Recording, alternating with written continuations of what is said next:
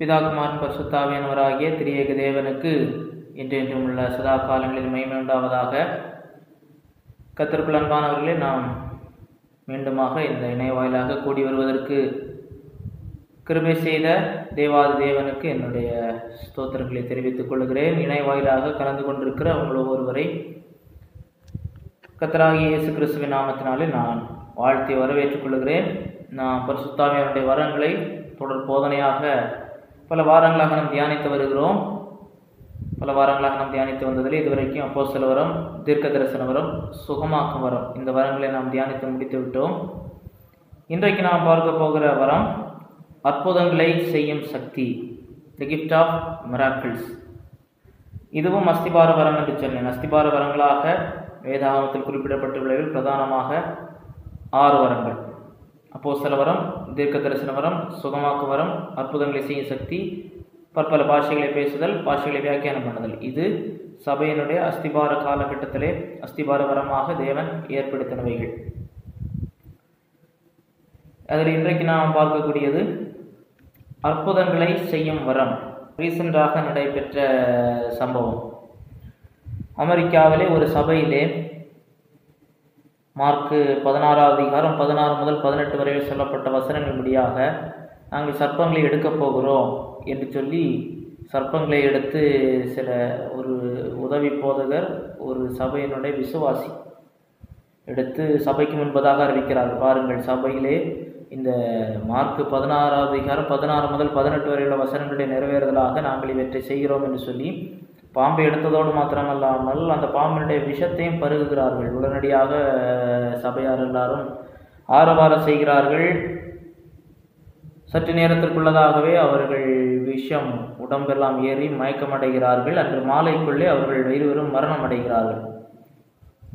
அடுத்ததாக அவர்களை அடக்கம் பண்ணுகிறார்கள். அடக்கம் பண்ணும்போது சரீரத்தின் மீது மார்க்கு வேதாகமம், திறந்த வேதாகமங்களை அவருடைய பூத உடல் மீது வைத்து மார்க்கு 16வது அதிகாரத்தினுடைய 16 முதல் 18 வசனங்கள் வெளிப்புறமாக தெரிந்திருக்கிற வகையிலே வைத்து அடக்கம் பண்ணுகிறார்கள்.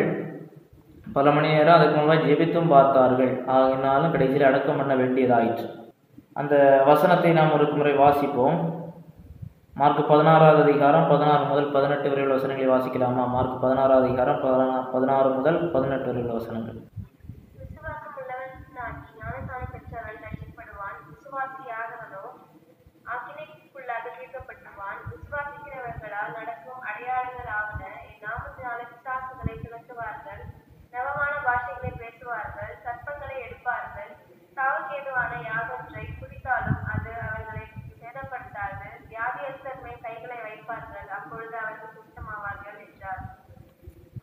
இந்த வசனங்கள் நம்மிடத்திலே இந்த காலத்திலும் கேட்கப்படுகிறது உண்டு. விசுவாசிக்கிறவர்களால் நடக்கும் அடையாளங்களாவன என்று சொல்லப்பட்டிருக்கிறதே, நீங்கள் இதை செய்யலாம் என்று கேட்கிறது உண்டு. நாம் சுகமாக்கும் வரத்திலே இவைகளை குறித்து மேலோட்டமாக இந்த வசனத்தையும் எடுத்து பார்த்தோம். ஆகிலும் இந்த அற்புதங்களை செய்யும் சக்தியை போன்ற அந்த வரத்திற்கும் இந்த வசனம் தேவையாயிருக்கிறது. இந்த வசனத்தை நாம் கவனிக்க வேண்டும். இந்த வசனத்தை அடிப்படையாக வைத்துதான் சர்ப்பங்களை எடுத்து அதனால் கடிக்கப்பட்டு மறிக்கிறவர்கள் இப்பொழுது சமீப நாட்களிலே பல இடங்களிலே நடக்கிறதாக நான் கேள்விப்படுகிறேன். சிலவைகள் அதிகாரப்பூர்வமான செய்திகளாகவும் வந்திருக்கிறது.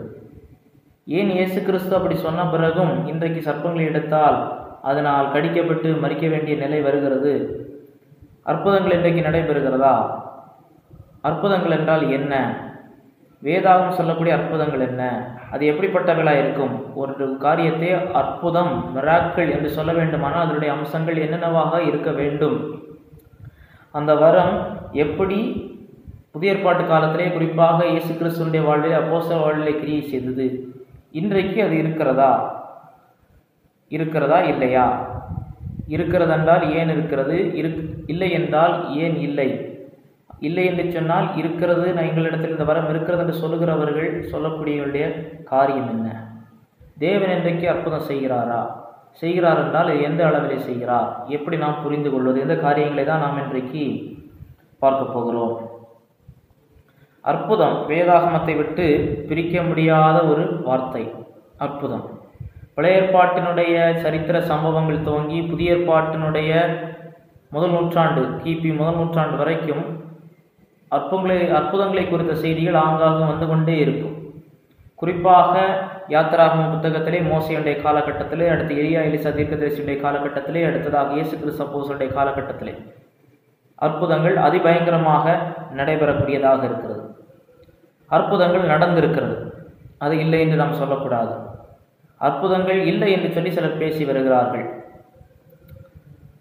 இடையிலே ஒருவர் இப்படியாக பேசினார், அற்புதங்கள் ஒன்றும் நடைபெறவில்லை, இயேசு கிறிஸ்து அற்புதங்கள் ஒன்றும் செய்யவில்லை. விசேஷமாக இயேசு கிறிஸ்து 5 அப்பம் 2 மீனை 5000 பேருக்கு போஜனமாக கொடுத்தார். 5 அப்பம் 2 மீனை வைத்து 5000 பேருக்கு போஷித்தார்.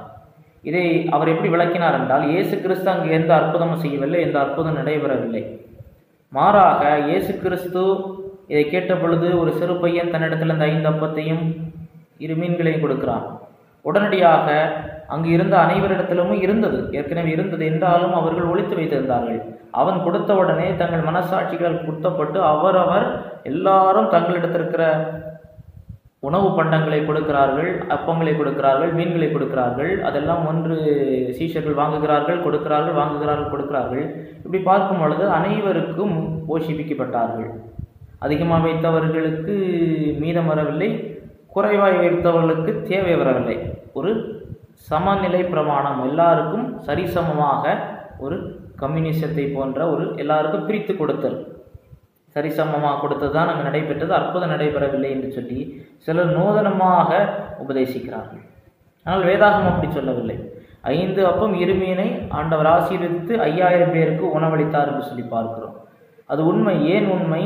அதனால் வந்த விளைவுகளை நாம் பார்க்க வேண்டும். இயேசுவை ராஜாவாக்கும்படி அவர்கள் மனதாக இருக்கிறார்கள். அதற்கு பிறகு இயேசு கிறிஸ்துவே மேசியா என்று சொல்லி ஜனங்கள் அறிக்கையிடுகிறார்கள்.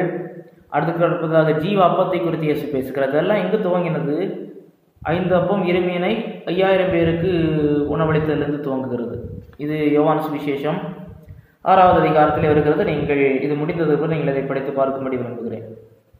அதே போல எண்ணற்ற அற்புதங்களை இயேசு கிறிஸ்து செய்திருக்கிறார். இயற்கையின் மீது செய்திருக்கிறார், பொருட்கள் மீது செய்திருக்கிறார், வியாதியஸ்தவர்கள் மீது செய்திருக்கிறார், பிசாசு பிடித்தவர்கள் மீது செய்திருக்கிறார், அப்போஸ்தலர்கள் செய்திருக்கிறார்கள். அற்புதம் ஒன்று கிடையாது, இயற்கைக்கு அப்பாற்பட்டது ஒன்று இல்லை என்று சொல்லுவோமானால் இதெல்லாம் பொய்யானதாகிவிடும். எல்லாவற்றுக்கும் மேனதாக இயேசு கிறிஸ்து மரித்தோரிலிருந்து எழுந்தார் என்கிற செய்தி, அது அற்புதம், மிராக்கிள். அது அற்புதம் இல்லை என்று சொன்னால் இதுவே பொய் என்று சொல்வது போல் ஆகிவிடும். வேதாகமும் அற்புதங்கள் நடந்திருக்கிறது, இயேசு அற்புதங்கள் செய்திருக்கிறார், அப்போஸ்தலர்கள் அற்புதங்கள் செய்திருக்கிறார் என்று சாட்சியிடுகிறது. அதே போல புதிய ஏற்பாட்டு சபையிலே ஆண்டவர் ஆதி சபையிலே அற்புதங்களை செய்யும் வரத்தையும் வைத்திருந்தார். 1 கொரிந்தியர் 12வது அதிகாரம் அதனுடைய 10வது வசனத்தை வாசியுங்கள். 1 கொரிந்தியர் 12வது அதிகாரம் 10வது வசனம்.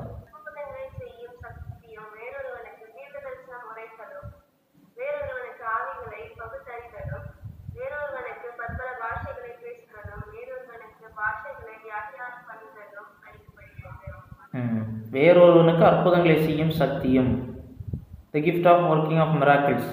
அதே இதில் 28வது வசனத்தை வாசியுங்கள்.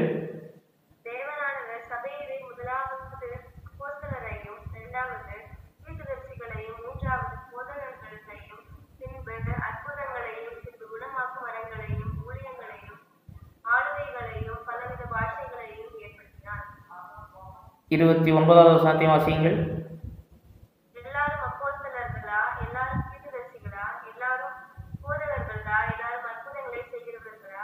இப்போ 3 வசனத்தில் அற்புதங்களை செய்யும் வரத்தை பற்றி இருக்கிறது. 10வது வசனம் வேறொருக்கு அற்புதங்களை செய்யும் சக்தி. 28வது வசனம் பின்பு அற்புதங்களையும். 29வது வசனம் எல்லாரும் அற்புதங்களை செய்கிறார்கள். இந்த 3 இடங்களிலே சொல்லப்பட்டிருக்கிறது. இந்த வார்த்தை கிரேக்க பதம் டுனாமிஸ் என்கிற பதத்திலிருந்து வருகிறது. டுனாமிஸ்லேருந்து தான் இங்கிலீஷில் டைனமைட் என்று சொல்லி வருகிறது. அது ஒரு மிகுந்த வல்லமை உள்ளது என்கிற ஒரு அர்த்தத்திலே வரக்கூடியதாக இருக்கிறது. இதுதான் அற்புதம் இந்த மூல மொழியிலே காணப்படுகிறது. இப்போ இந்த இடத்துல இந்த வேதாகமும் இப்படி சொல்லுகிறது, இப்படி ஒரு வரம் இருக்கிறது என்று சொல்லி சொல்லுகிறது. முதலாவது, அற்புதம் என்றால் என்னவென்று சொல்லி நாம் அறிந்திருக்க வேண்டும். What is a miracle? அற்புதம் என்றால் என்னவென்று சொல்லி அறிந்திருக்க வேண்டும். பொதுவாக அற்புதம் என்று சொன்ன உடனே ஒரு பக்கம் வேதாகமத்தில் சொல்லப்பட்டிருக்கிறது போல மரித்தோரை எழுப்புதல், கடலின் மேல் நடத்தல், கடலை இரண்டாக பிளத்தல், கடலை அமைதிப்படுத்துதல் போன்றவைகள் அற்புதங்களாக சொல்லப்படுகிறது. அதே போல பூமிக்குரிய ரீதியில் சிலர் சொல்லும் பொழுது மனிதன் சந்திரனில் கால் வைத்தது அற்புதம் என்று சொல்லுவார்கள். மிகுந்த வேகத்திலே சென்று விபத்தில் சிக்கியும் ஒரு மரத்தில் போய் கார் மோதுகிறது, இல்லாட்டில் ஏதோ விபத்து இருக்கிறது, அதிலும் சேதப்படுத்தாமல் இருப்பது ஒரு அற்புதம் என்று சொல்லுகிறார்கள். இன்னும் சிலர் கிடைக்கக்கூடாது சரியான நேரத்தில் கிடைத்தது, எப்போதும் கிடைக்காது சரியான நேரத்தில் கிடைத்தது ஒரு அற்புதம் என்று சொல்லுவார்கள். பொதுவாக இப்பொழுது ஒரு லாட்ரி டிக்கெட் அடித்தது, அது என்னது அற்புதம், எது ஒரு யோகம், அற்புதம் என்று சொல்லி பல நிலைகளிலே அற்புதங்களை குறித்து பேசுகிறவர்கள் உண்டு. இதிலே சிலவைகள் அறிவியலோடு தொடர்புடையது, சிலவைகள் தேவனுடைய வழி நடத்துதலோடு தொடர்புடையது. ஆனால் வேதாகம ரீதியிலே நேரோ பண்ணும்போது அதை சுருக்கி சுருக்கி சுருக்கி அற்புதங்கள் என்று சொல்லி நாம் கொண்டு வருவோம் என்று சொன்னால், அற்புதம் என்றால் இயற்கைக்கு அப்பாற்பட்ட வல்லமையாக இருக்கிறது.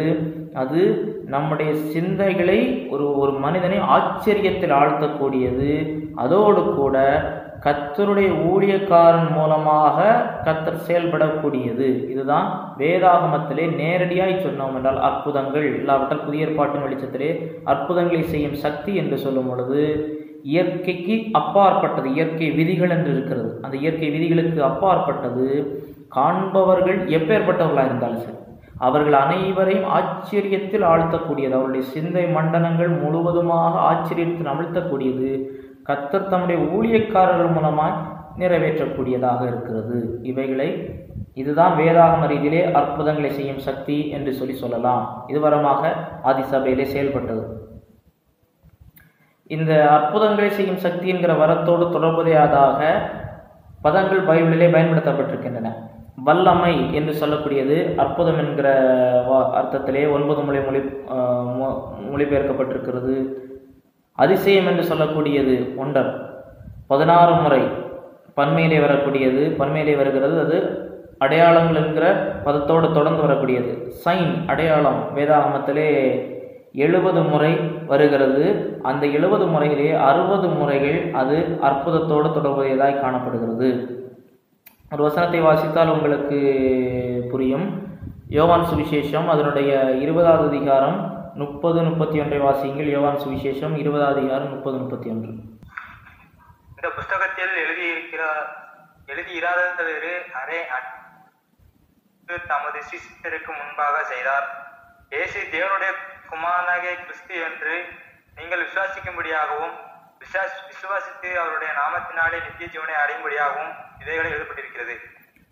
இந்த புத்தகம் யோவான் சுவிசேஷம். இந்த யோவான் சுவிசேஷத்தில் எழுதியிராத வேறு அநேக, அதை நீங்கள் குறிப்பிட வேண்டும், அநேக அற்புதங்களை இயேசு கிறிஸ்து செய்தார். அவைகளை எழுதினால் ஹைப்பர்போல் என்று சொல்வார்கள், எழுதப்படும் புத்தகங்கள் உலகம் கொள்ளாது என்று சொல்லி அதனுடைய முக்கியத்துவத்தை அதிக வலியுறுத்தி அந்த முக்கியத்துவத்தை சொல்வதற்கு மிகவும் மெருகேற்றி பேசுதல், உயர்த்தி பேசுதல்.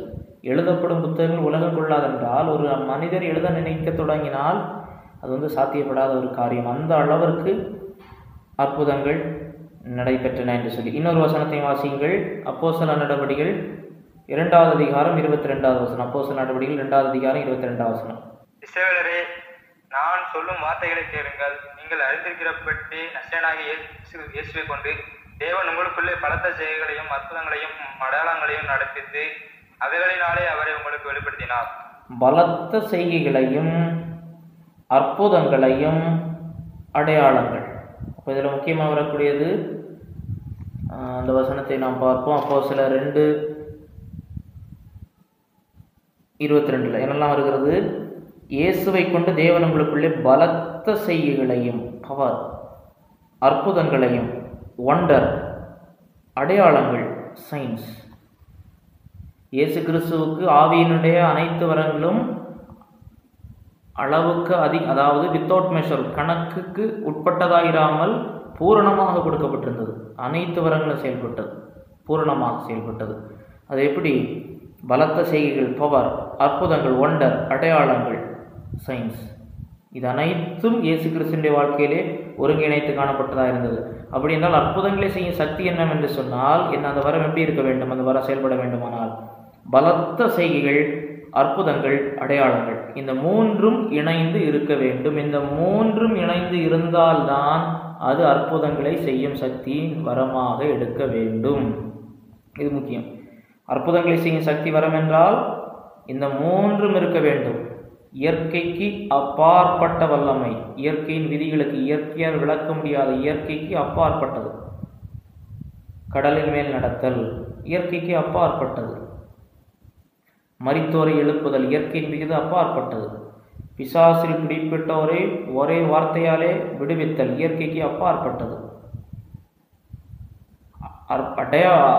அற்புதங்கள், மிராக்கிள், ஒண்டர் பார்க்கிறவர்களே ஆச்சரியத்தில் ஆழ்த்தக்கூடியது. எதிரியாக இருந்தாலும் சரி, நண்பராக இருந்தாலும், பிடித்தவரோ பிடிக்காதவரோ, பார்க்கிறவர்கள் அதிர்ச்சியில் அமிழ்த்தும் அளவுக்கு செய்யக்கூடியது. மூன்றாவது அடையாளம். அடையாளம் யார் அடையாளம்?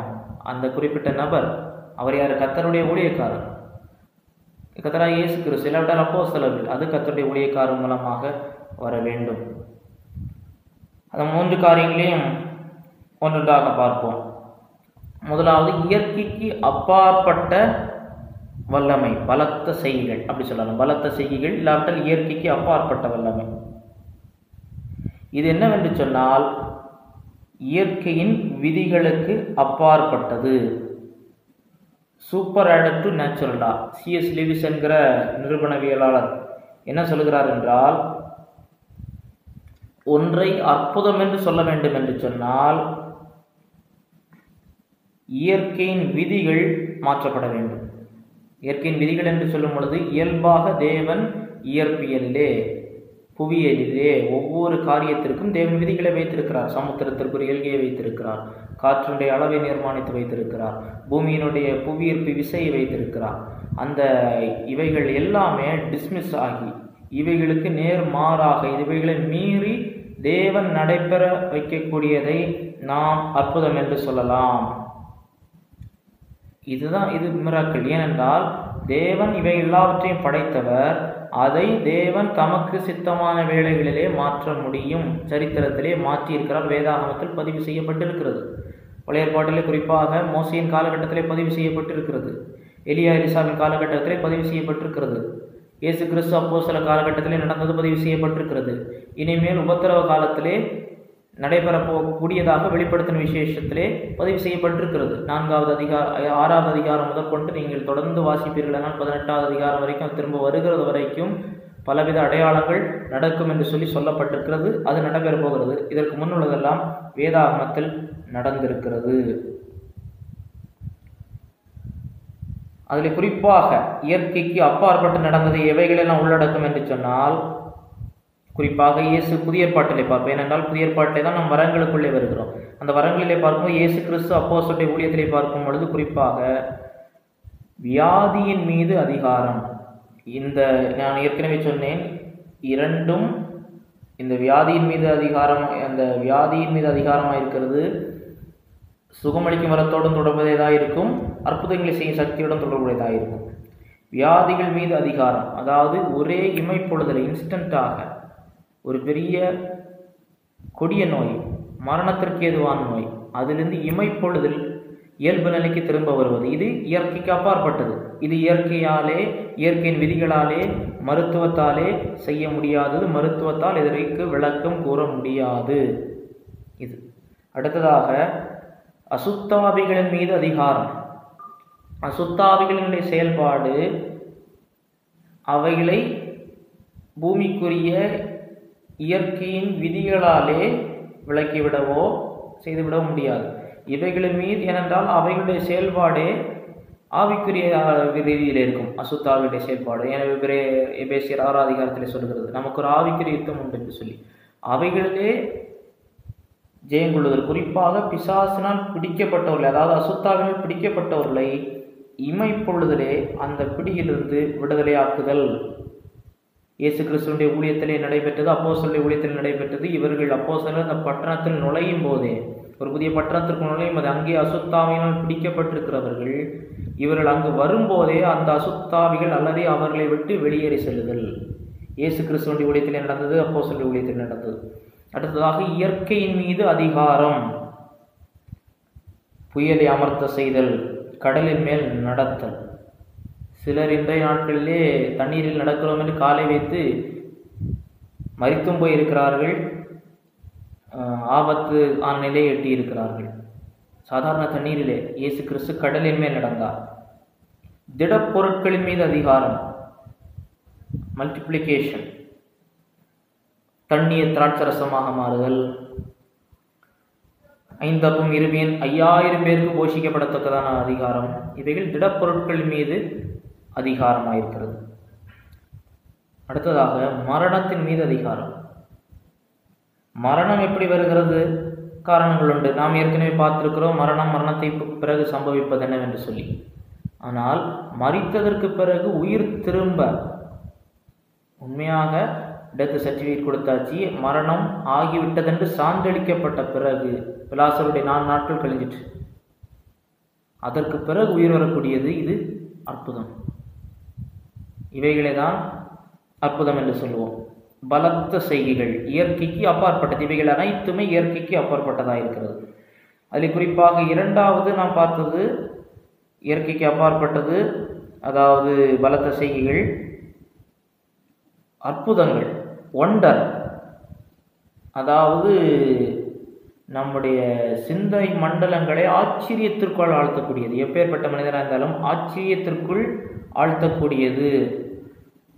சிலர் ஒருவர் இப்படியாக சொல்லுவார், அதாவது அற்புதம் என்றால் லாங் நெக் திங்ஸ், நீண்ட கழுத்துடையது. ஏனென்றால் ஒரு அற்புதத்தை பார்க்கும்போது நீ அப்படி உற்று பார்க்கும்போது கழுத்தை நீண்டு விடும், அந்த அர்த்தத்தில் பேசுகிறார். அப்படி இருக்கணும். ஒரு அற்புதம்னு சொன்னால் அவர்கள் நீண்டி பார்த்து என்று வாயை பிளக்கத்தக்க வகையிலே இருத்தல் அவசியம். அப்படி இருந்தவுடனே எல்லாரும் மனம் திரும்பி விடுவார்கள் என்று இல்லை. அற்புதங்களை பார்த்தும் மனம் திரும்பாதவர்கள் உண்டு, இயேசு கிறிஸ்துவின் ஊழியத்தில் திரும்பாதவர்கள். ஆனால் அந்த அற்புதம் அவர்களுக்குள் ஒரு அதிர்ச்சியை ஏற்படுத்துகிறது. புதிய ஏற்பாட்டிலையும் பார்க்குறோம். அப்போஸ்தலர் அற்புதம் செய்த போது இவர்கள் சொல்லுவார்கள், அற்புதங்கள் எல்லாரும் முன்பதாக நடப்பிக்கப்பட்டது, இது நம்ம இல்லைன்னு சொல்ல முடியாது. அவங்க பொய்ன்னு இது சும்மா சொல்கிறாங்க, அப்படி நினைக்க முடியல. அற்புதம் தான் செய்திருக்கிறாங்க, ஆனால் சிலர் மனம் திரும்பவில்லை. ஆனாலும் அவர்களை ஆச்சரியத்தில் ஆழ்த்தக்கூடியதாக இருக்க வேண்டும். ஒரு வசனத்தை வாசியுங்கள். மார்க் 2வது அதிகாரம் 12வது வசனம். மார்க் 2வது அதிகாரம் 12வது வசனம். உடனே அவன் எழுந்து தன் படுக்கையை எடுத்துக்கொண்டு எல்லாருக்கும் முன்பாக போனான். அப்பொழுது எல்லாரும் ஆச்சரியப்பட்டு, நாம் ஒரு காலம் இப்படி கண்டதில்லை என்று சொல்லி வேறு வைத்திருக்கிறார்கள். எல்லாரும் ஆச்சரியப்பட்டு, எவ்ரி ஒன் ரமேஸ்ட், எல்லோரும் ஆச்சரியப்பட்டு. அதே மார்க்கு 6வது அதிகாரம் 51 வாசியுங்கள். அதே மார்க்கு 6வது அதிகாரம் 51. அவர்கள் இருந்த படகில் ஏறினார். அப்பொழுது காற்று அமர்ந்தது. அதனால் அவர்கள் தங்களுக்குள்ளே மிகவும் பிரமித்து ஆச்சரியப்பட்டார்கள். சீஷர்கள் இயேசுடைய அற்புதத்தை பார்க்கும்போது ஆச்சரியப்படுகிறது. அதே போல லூக்கா 5வது அதிகாரம் 9வது வசனம். அவர்கள் திரளான மீன்களை பிடித்தது நிமித்தம் அவனுக்கும் அவனோடு இருந்த யாவருக்கும் பிரமிப்புண்டானபடியினால் இவைகளை சொன்னான். சீமோன் பேதுரு சொல்ற, பாவியான மனுஷனை விட்டு போகணும். எதனால? இதை பார்த்து பயந்து அதிர்ச்சி ஆயிட்டார். இயேசு கிறிஸ்துவின் ஊழியத்திலே நடைபெற்றது. இது 2வது. 3வது, வேத அற்புதம் என்று சொன்ன உடனே கர்த்தர் செய்யக்கூடியதாக இருந்தால் அங்கே கர்த்தர் தம்முடைய ஊழியக்காரரை உபயோகித்திருப்பார். அற்புதம், இந்த அற்புதம்னு சொல்லும் போது அற்புத சுகமளிக்கும் வரத்தை சொல்கிறேன். தேவன் அற்புதம் செய்கிறார், அற்புதமாக நம்முடைய வாழ்வில் செயலாற்றுகிறார். அதை நம்ம கடைசியில் பார்ப்போம். ஆனால் அற்புதம் செய்கிற வரம் என்று சொல்லக்கூடியது இப்படி செயல்படக்கூடியதாக இருக்கிறது. அந்த கர்த்தருடைய ஊழியக்காரனை கர்த்தர் நோக்கத்திற்கு அனுப்புவார், ஒரு செய்தியோடு அனுப்புவார். அந்த செய்தியை ஊர்ஜிதப்படுத்துவதற்கு கர்த்தர் அற்புதங்களை செய்வார். வாசியுங்கள். யோவான் சுவிசேஷம் 6வது அதிகாரம் 14வது வசனம். யோவான் சுவிசேஷம் 6வது அதிகாரம் 14வது வசனம். இயேசு செய்த அற்புதத்தை அந்த மனுஷன் கண்டு, மெய்யாகவே இவர் உலகத்தில் வருகிறவரான தீர்க்கதரிசி என்றார்கள். 5000 பேருக்கு போஷிக்கிறார். அப்போ என்ன சொல்றாங்க? மெய்யாகவே ஒரு உலகத்தில் வருகிறவரான தீர்க்கதரிசி. அடுத்து யோவான் 14:11 வாசிங்கள். யோவான் 14:11. நான் பிதாவிலும் பிதா என்னிலும் இருக்கிறதை நம்புங்கள். அப்படி இல்லாவிட்டாலும் என் கிரியைகளின் நிமித்தமாவது என்னை நம்புங்கள். நான் பிதாவிலும் பிதா என்னிலும். நான் பிதா, பிதா நான் கிடையாது. நான் பிதாவிலும் பிதா என்னில் இருக்கிறது நம்புங்கள். அப்படி இல்லாட்ட என் கிரியைகளின் நிமித்தமாவது நம்புங்கள்.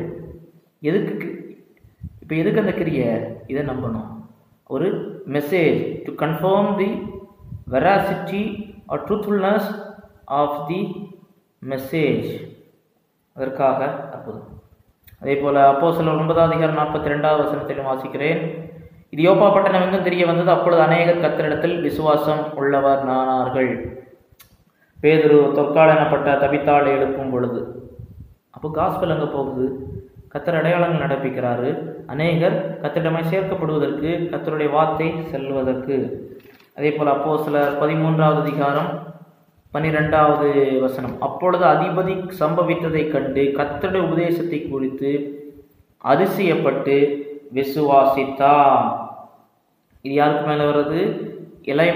எலிமாஸ் என்று சொல்லக்கூடிய மாய வித்தைக்காரன். 8 அவனுக்கு விரோதம் என்ன நடக்குது? பவுல் என்ன சொல்றாரு? இப்பொழுதே கர்த்தருடைய கை உன்மேல் வந்திருக்கு. சில காலம் சூரியனை காணாம நீ குருடனா இருப்பாய் என்றான். இப்போ சுகமளிக்கும் வரத்திற்கு இங்கே என்ன வித்தியாசம்? சுகமளிக்கும் வரம் அது வியாதியிலிருந்து சுகத்தை கொடுக்கக்கூடியது. அற்புதங்களை செய்யும் சக்தியில் என்ன வரும்? சுகம் அளித்தலையும் சேர்க்க முடியும். அதே போல சுகமாக இருக்கிறவர்கள் வியாதியாவதையும் மரித்து போவதையும் பேச முடியும். அதே போல அப்போஸ்தலர் நடபடிகள் 5:3-4 பேதுரு அவனை நோக்கி, அனனியாவின் நிலத்தின் கிரயத்தில் ஒரு பங்கை வஞ்சித்து வைத்து பரிசுத்தாவின் இடத்தில் போய் சொல்லும்படி சாத்தான் இதயத்தில் நினைப்பிருந்தன. அதை விற்கும் முன்னே அது உண்டியதாக இருக்கவில்லையோ? அதை விற்ற பின்பு அதன் கிரையவன் வசத்தில் இருக்கவில்லையோ? நீவன் இதயத்தில் இப்படிப்பட்ட எண்ணம் கொண்டதென்ன? நீ மனுஷரிடத்தில் தேவனிடத்தில் போய் சொன்னா என்றான். அனனியா அந்த வார்த்தைகளை கேட்கவே விழுந்து ஜீவனை விட்டான். இவைகளை கேட்ட யாவருக்கும் மிகுந்த பயம் உண்டாயிற்று. அடுத்து அவருக்கு மனைவிக்கு இதே பொய்ய சொல்றாங்க. அதே மாதிரி நடக்குது. 11 சபையார் எல்லாருக்கும் இவைகளை கேள்விப்பட்ட யாவருக்கும் மிகுந்த பயம் உண்டாயிற்று. 12 அப்போஸ்தலருடைய கைகளினாலே அநேக அடையாளங்களும் அற்புதங்களும் ஜனங்களுக்குள்ளே செய்யப்பட்டது. 13 மற்றவர்கள் ஒருவன் அவர்களுடைய சேர துணியவில்லை, ஆகிலும் ஜனங்கள் அவர்களை மேன்மைப்படுத்தினார்கள். 14 திரளான புருஷர்களும் ஸ்திரீகளும் விசுவாசம் உள்ளவர்களில் கர்த்தரிடத்தில் அதிகமாக சேர்க்கப்பட்டார்கள். இப்போ இதுல இருந்து என்ன தெரிகிறது? அற்புதங்களை செய்யும் சக்தி என்று சொல்லக்கூடியது இவைகளை உள்ளடக்கியது. அப்போஸ்தலர் செய்கிறார்கள். இன்னும் ஒன்றை பார்ப்போம். 2 கொரிந்தியர் 12:12 இடுங்கள். 2 கொரிந்தியர் 12:12 அப்போஸ்தலருக்குரிய அடையாளங்கள் எல்லா விதமான உண்மையோடும் அதிசயங்களோடும் அற்புதங்களோடும் வல்லமைகளோடும் உங்களுக்குள்ளே நடப்பிக்கப்பட்டது. இது எல்லாவற்றையும் ரொம்ப நுட்பமாக பார்க்கணும். அப்போஸ்தலருக்குரிய அடையாளங்கள். அப்போஸ்தல வரத்திலே மேலோட்டமை பார்த்தோம். இந்த வரத்திற்காக நான் திருப்புகிறேன். எல்லாவித பொறுமையோடும், அடுத்து எல்லாவித அதிசயங்களோடும், அந்த எல்லாவிதம் எல்லாத்திற்கும் பொருந்தும், எல்லாவித அற்புதங்களோடும் எல்லாவித வல்லமையோடும் உங்களுக்குள் நடப்பிக்கப்பட்டது. இங்கிலீஷ் பைபிள் இருக்குதா? அதில் ஒன்று வாசிக்க முடியுமா இதே வசனத்தை? ஆங்கில வேதாகமத்தில் The signs of the true apostles are performed among you with all perseverance by signs, wonders and miracles. By signs, wonders, miracles. இந்த 3 வந்துட்டா இதுக்கு பேர் தான் அற்புதங்களை செய்யும் சக்தி. இந்த மூன்று அம்சங்களும் வரணும். இப்போ இந்த 3 அம்சங்களும் வந்துவிட்டது. இன்னொரு வசனம் வாசிக்கிறேன். ரோமர்கள் நிறுவம் 15:18-19 புறஜாதியாரை வார்த்தையினாலும் செய்கையினாலும் கீழ்ப்படிய பண்ணும்படி அற்புத அடையாளங்களின் பலத்தினாலும் தேவாவின் பலத்தினாலும் கிறிஸ்துவானவர் என்னை கொண்டு நடப்பித்தவைகளை சொல்லுவதல்லாமல் வேறொன்றையும் நான் சொல்ல துணிவதில்லை. புறஜாதியாரை வார்த்தையினால் செய்கையினால் கீழ்ப்படிய பண்ணும்படிக்கு அற்புத அடையாளங்களின் பலத்தினாலும், signs and wonders and miracles. அப்போ இவைகளெல்லாம் உள்ளடக்க வேண்டும். அப்போஸ்தலருடைய வாழ்விலே இவைகளெல்லாம் சர்வசாதாரணமாக கிரியை செய்தது. இயேசு கிறிஸ்துவினுடைய ஊழியத்தில் நடைபெற்றது, அப்போஸ்தலருடைய ஊழியத்திலே, பேதுருடைய ஊழியத்தில் நடைபெற்றது, பவுலுடைய ஊழியத்தில் நடைபெற்றது. அதே போல அப்போஸ்தலர் நடவடிக்கைகள் 19வது அதிகாரம் 11வது வசனம், பவுலின் கைகளினாலே தேவன் விசேஷித்த அற்புதங்களை செய்திருந்தார். அந்த வசனத்தை பிரதர் நீங்கள் இங்கிலீஷில் வாசிக்க முடியுமா? நான் இந்த தமிழ் அடுத்த வசனத்தையும் வாசிக்கிறேன், அடுத்து இங்கிலீஷில் வாசிங்க. அவனுடைய சரீரத்திலிருந்து உருமான்களையும் கட்சிகளையும் கொண்டு வந்து வியாதிக்காரர்கள் மேல் போட, வியாதிகள் அவர்களை விட்டு நீங்கி போயின, பொல்லாத ஆவிகளும் அவர்களை விட்டு புறப்பட்டன. இங்கிலீஷில் வாசிக்க முடியுமா? And God was performing extraordinary miracles by the hands of Paul. ஒரு நிமிஷம். Extraordinary miracles, not ordinary miracles. Extraordinary miracles not by through everyone, but especially through the apostle Paul. வாசிங்க அடுத்த வசனம். So that handkerchiefs or aprons were even carried from his body to the sick, and the diseases left them, and the evil spirit went out. அப்போது healing கிஃப்டும் combine ஆகுது, சுகமளிக்கும் வரம் அங்கே செயல்படுகிறது, அற்புதங்களை செய்யும் சக்தியும் செயல்படுகிறது, பொல்லாத ஆவிகளும் அவர்களை விட்டு புறப்பட்டன. அவருக்கு கையிலேருந்து கர்ச்சிப்பை எடுத்து கொண்டு வந்து யார்கிட்ட போடுறாங்க? பொல்லாத ஆவி பிடித்தல் போட்ட போது பொல்லாத ஆவிகள் அவர்களை விட்டு நீங்கள் புறப்படுகிறது. இன்னும் சிலர் இதை பார்த்துட்டு இதே போல் செய்ய முற்படும் போது பொல்லாத ஆவிகளை நோக்கி இயேசுவையும் அறிவையும் பவுலை அறிவையும் நீங்கள் யாருன்னு சொல்லி அவங்களுக்கு துன்பப்படுது, அடித்து நொறுக்கினது.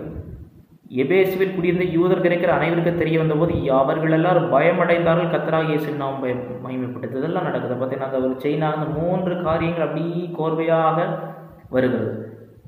அநேகர் அவருடைய மாயவித்தைக்காரர்களாக இருந்தால் புஸ்தகங்களை கொண்டு வந்து சுட்டரிக்கிறார்கள். கர்த்தருடைய நாமம் இவ்விதமாய் பலப்படுகிறது, இவ்விதமாய் கர்த்தருடைய நாமம் விருத்தியடைந்து மேற்கொண்டது.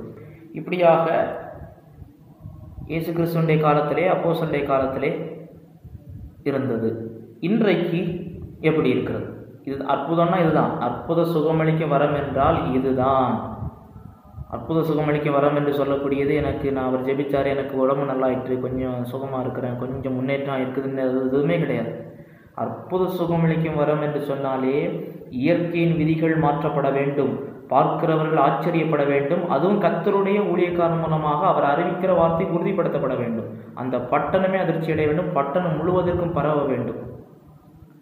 குறிப்பாக அது எங்கே தோகணும்? இயற்கையின் விதிகளுக்கு அப்பாற்பட்டதாக உடனடி சுகம், அசுத்தாவிகளுடைய இதிலிருந்து விடுதலை, திடப்பொருட்கள் பலிகி பெருகுவது, மரித்தவர்கள் எழும்புவது, அசுத்தாவில் உடைக்கப்பட்டிருக்கிறவர்கள் விடுதலை ஆவது போன்றவைகள். அப்போ இன்றைக்கு எப்படி இவைகள் இருக்கிறது? புதிய ஏற்பாட்டு காலங்களிலே இவைகள் பரவலாக நடைபெற்றது. ஆனால் இன்றைக்கு நாம் தினசரி மரித்தவர்கள் எழுவதையும், ஒரு பட்டணத்திற்குள்ளே ஊழியக்காரர் போன உடனே அசுத்தாவில் பிடிக்கப்பட்டிருக்கிற அனைவரும் விடுதலை ஆவதை நாம் இவைகளை வென்றும் பார்ப்பதில்லை. இது அவிசுவாசம் என்று சொல்லலாமா, இல்லை தேவனுடைய சித்தம் என்று சொல்லலாமா என்று பார்க்க வேண்டும். இது அவிசுவாசம் என்றுமல்ல, இது தேவனுடைய செயலாய் காணப்படுகிறது. என்னவென்று பார்க்கும் பொழுது இது எப்படி தான் நடைபெற வேண்டும்? இன்றைக்கு இதெல்லாம் நாங்கள் செய்கிறோன்னு சொல்கிறாங்க. ஆனால் இது எப்படி தான் நடைபெற வேண்டும்? ஒரே வார்த்தையாலே, ஒரே தொடுதலினாலே வியாதியை சுத்தமாக வேண்டும், இயற்கையின் மீது அதிகாரம் நிற்க வேண்டும், அவர் நினைத்த போது மழை பெற வேண்டும், நினைத்த போது மழை நிற்க வேண்டும், இயற்கையின் மீது என்ன வேண்டுமானாலும் செய்ய வேண்டும். உங்களுக்கு இன்னொரு வசனத்தை காண்பிக்க விரும்புகிறேன். வெளிப்படுத்தின விசேஷம் 11வது அதிகாரம்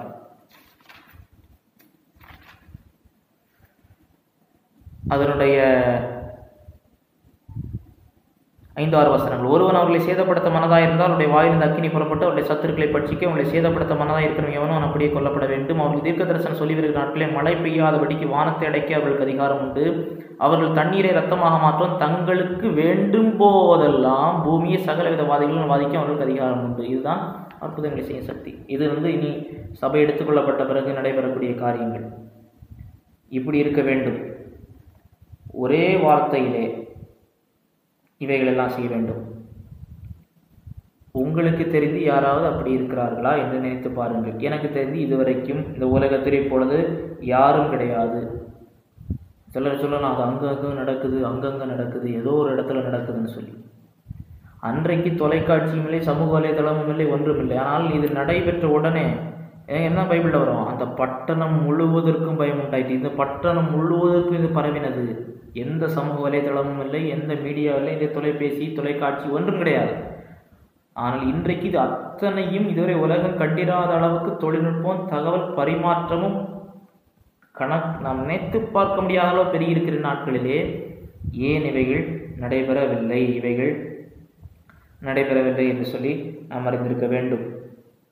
இதில் நாம் புரிந்து கொள்வதென்ன, அற்புத அடையாளங்கள் என்று சொல்லக்கூடியது தினசரி நடைபெறக்கூடியதல்ல. வேதாகமத்திலும் பார்க்கும் பொழுது சில காலகட்டங்களில் தான் இந்த அடையாளங்கள், அற்புதங்கள், இந்த 3 அம்சங்களோடு உள்ளபடிகள் நடைபெற்றிருக்கிறது. பழைய ஏற்பாட்டிலே குறிப்பாக யாத்திராகம புத்தகத்திலே மோசேனுடைய யோசுவாவுடைய காலகட்டத்திலே தேவன் யாத்திராகமம் முதல் உபாகம் யோசுவாவை நீங்கள் பார்க்கலாம், இவைகள் நடைபெற்றது. வானத்திலிருந்து மன்னா பொழிந்தது, செங்கடல் பிரிந்தது, யோர்தான் பிரிந்தது, எரிகோ கோட்டை இடிந்து விழுந்தது என்ன சொல்லிக்கொண்டே போகலாம். அதற்கு அடுத்ததாக கர்மேல் பர்வதத்திலே எலியாவின் மூலமாக, அதற்கு பிறகு எலிசாவின் மூலமாக ஆச்சரியப்படத்தக்க அற்புதங்கள், வானத்தை அடைத்து போட்டது, வானத்திலிருந்து அக்கினி இறங்கினது போன்றவைகள் நடந்தது. அதற்கு பிறகு இயேசு கிறிஸ்து அப்போஸ்தலர்கள், இயேசு கிறிஸ்து இவைகளை நிறைவேற்றினார். அப்போஸ்தலர்கள் அதற்கு பிறகு செய்தார்கள். எதற்கு? தேவன் அவர்களை கொண்டிருக்கிற புதிய வெளிப்பாட்டை, புதிய செய்தியை அதை ஊர்ஜிதப்படுத்துவதற்கு, அதை நிலைநிறுத்துவதற்காக செய்கிறார். ஆனால் மற்றபடி வேதாகமத்திலேயே இது ஒரு தினசரி அனுபவமாக இருக்கவில்லை. சொல்லப்போனால் ஸ்திரீகளில் பிறந்தவர்கள் பெரியவனாயிருக்கிற யோவான் ஸ்நானகனை எந்த அற்புதமும் செய்யவில்லை. ஒரு வசனம் வாசியுங்கள், யோவான் சுவிசேஷம் 10வது அதிகாரம் 41வது வசனம்.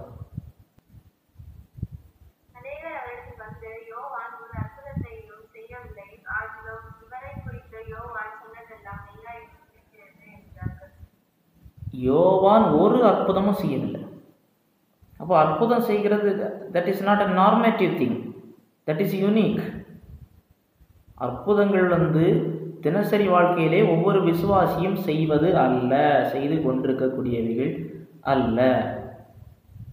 இன்றைக்கு ஆனால் சிலர் சொல்லுவார்கள், இல்லை அற்புதங்கள் அடையாளங்கள் பயங்கரமாக நடக்கிறது. இங்கே சுவிசேஷம் பரவாத இடங்களிலே, சுவிசேஷம் அதிகம் செல்லாத இடங்களிலே, இரும்பு திரை நாடுகளிலே, புதிய பணிக்களங்களிலே அற்புத அடையாளங்கள் வேதாகம காலத்தில் நடந்தது போல் நடக்கிறது என்று சொல்லுகிறார்கள். கர்த்தரால் செய்ய முடியுமா? கர்த்தரால் செய்ய முடியும். ஆனால் கவனத்தில் கொள்ளப்பட வேண்டியவைகள், இதில் வருகிற அநேக செய்திகளிலே சிலவைகள் மிகைப்படுத்தி சொல்லப்பட்டிருக்கிறவர்கள் உண்டு. அவைகளை நீங்கள் கவனமாய் பார்க்க வேண்டும். தேவன் செய்ய முடியுமா? செய்ய முடியும். ஏனென்றால் தேவன் இயற்கையை படைத்தவர், இயற்கையுடைய கருத்தில் இருக்கிறது, இயற்கையின் விதிகளை மாற்ற அவரால் கூடும். ஆனால் இதை ஒரு நபருக்கு வரமாக தேவன் கொடுத்து இன்றைக்கு செயல்படுகிறாரா என்று கேட்டால் செயல்படவில்லை. தேவன் வரமாக கொடுக்காமல் ஒரு ஊழியரங்கு செல்லும் பொழுது, அந்த புதிய செய்தி சுவிசேஷத்தை கொடுக்கும் பொழுது, அங்கு தேவன் அதை உறுதிப்படுத்துவதற்கு அடையாளங்களை செய்யலாம். ஆனால் அது அவருக்கு வரமாக கொடுக்கப்பட்டது என்று சொல்லி நாம் எடுத்துவிடக் கூடாது. அதே வேளையில் மேம்போக்காக நான் அங்கு போனேன், அங்கு நடந்தது என்று சொல்லுகிறவர்களிடத்திலே நீங்கள் கவனமாக இருக்க வேண்டும். இது தினசரி நடைபெறக்கூடியதல்ல. வேதாகம கதாபாத்திரங்கள் எல்லாருமே இவைகளை செய்யவில்லை. புதிய ஏற்பாட்டில் வரமாக கொடுக்கப்பட்ட பிறகும், புதிய ஏற்பாட்டு அந்த முதல் ஆதி சபையில் அஸ்திபாரமாக வரமாக இருந்த பிறகும் கூட அது எல்லாருக்கும் அது கொடுக்கல. எல்லாரும் அற்புதங்களை செய்கிறார்களா என்று பவுல் கேட்கிறார்.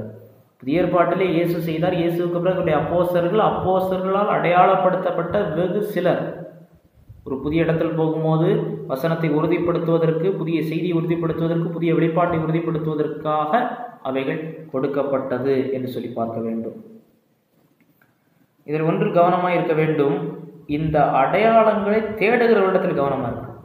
அடையாளங்களை தேவன் செய்திருக்கிறார், இன்றைக்கும் அவர் செய்ய வல்லவர். ஆனால் இந்த அடையாளத்தைக்காக வாழ்கிறவர்கள், அடையாளத்தையே தேடிக்கொண்டிருக்கிறவர்களிடத்தில் கவனமாக இருக்க வேண்டும். கிறிஸ்தவம் விசுவாசத்தால் இருக்கக்கூடியது. ஒரு வசனத்தை வாசியுங்கள், 4:48.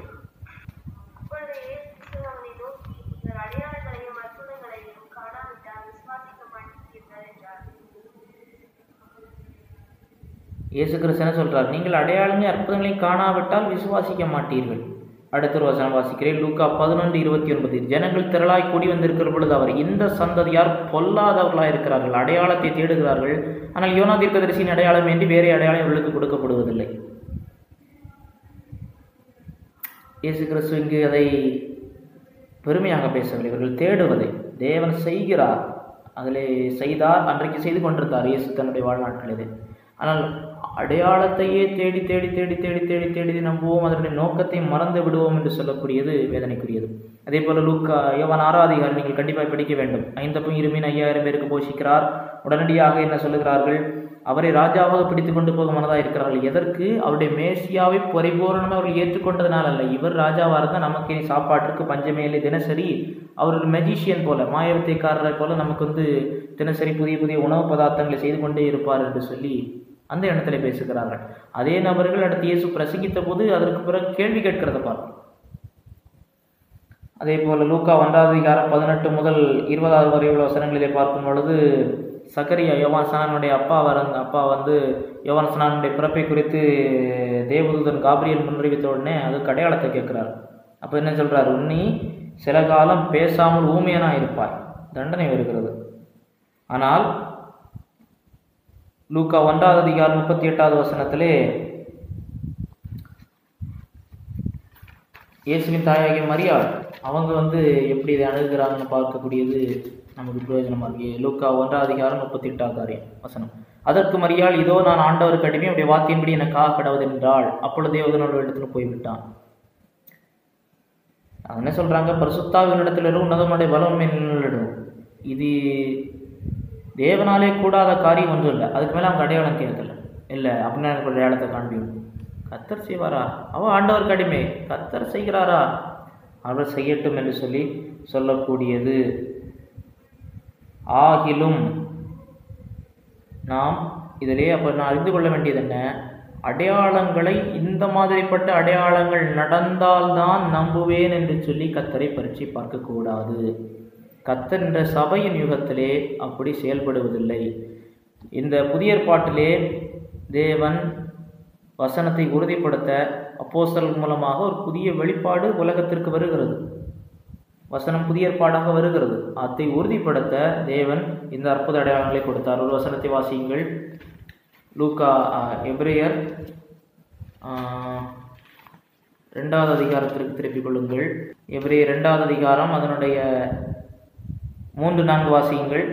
முதலாவது கர்த்தர் மூலமாய் அறிவிக்கப்பட்ட பின்பு அவரிடத்தில் கேட்டவர்களாலே நமக்கு உறுதியாக்கப்பட்டதும் அடையாளங்களினாலும் அற்புதங்களினாலும் பலவிதமான பலத்த செய்திகளினாலும் நம்முடைய சித்தத்தின்படி பரிசுத்த ஆவியின் வரங்களினாலும் தேவன் தாமே சாட்சிப்படுத்துமாய் இருக்கிற இவ்வளவு பெரிதான ரட்சிப்பை குறித்து நாம் கவலை அச்சிருக்குமானால் தண்டனைக்கு தப்பித்துக் முதலாவது கர்த்தர் மூலமாய் அறிவிக்கப்பட்டு பின்பு அவரிடத்தில் கேட்டவர்களாலே நமக்கு உறுதியாகப்பட்டதும் அடையாளங்களினாலும் அற்புதங்களினாலும் பலவிதமான பலத்த செய்திகளினாலும் தேவன் தாமே கொடுத்ததுமா இருக்கிறார். கொடுக்க போகிறதில்ல, கொடுத்து கொண்டிருப்பதில்லை.